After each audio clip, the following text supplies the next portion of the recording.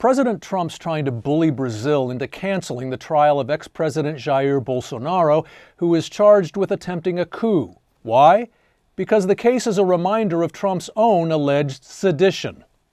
Hi, I'm Tim Padgett, WLRN's America's editor, and this is America's Decoded, my commentary on Latin America, the Caribbean, and their key relationship with the U.S.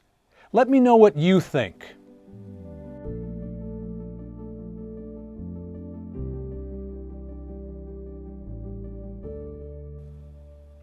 The trial of President Trump's right-wing buddy, former Brazilian President Jair Bolsonaro, is threatening to abrir a cortina, pull the curtain back on Trump's own past. Bolsonaro stands accused of leading a coup plot to overturn the election he lost in 2022.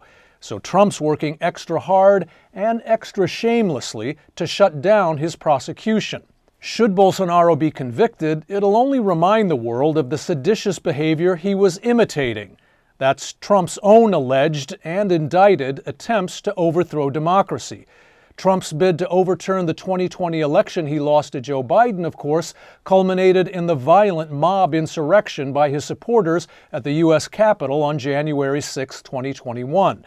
So as part of his scheme to make January 6th disappear, Trump needs Bolsonaro's trial to go away, which is why he's threatening to slap an absurd 50% tariff on all imports from Brazil unless that country's Supreme Court stops what he calls the witch hunt his Brazilian BFF is undergoing.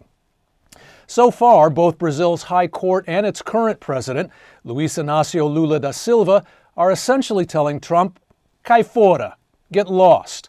That matters because Bolsonaro isn't just accused of inciting his own horde to tear up federal buildings in Brazil's capital of Brasilia in the wake of his 2022 re-election defeat. He's also fingered for masterminding a plan to poison Lula, assassinate Supreme Court Justice Alexandre de Moraes, and have the military nullify the election.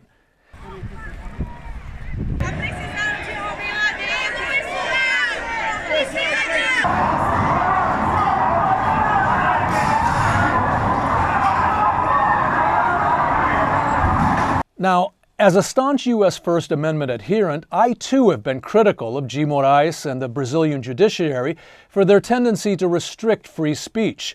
That includes the decision to ban Bolsonaro from politics until 2030 because, just before the 2022 election, he falsely told a group of foreign diplomats that his nation's voting machines were ripe for fraud.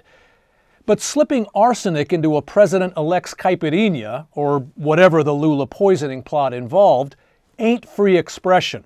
And prosecuting a former president for that alleged conspiracy is not a witch hunt. As long as Bolsonaro's trial continues, Trump's alleged crimes, too, will continue to hang in the air for all to remember.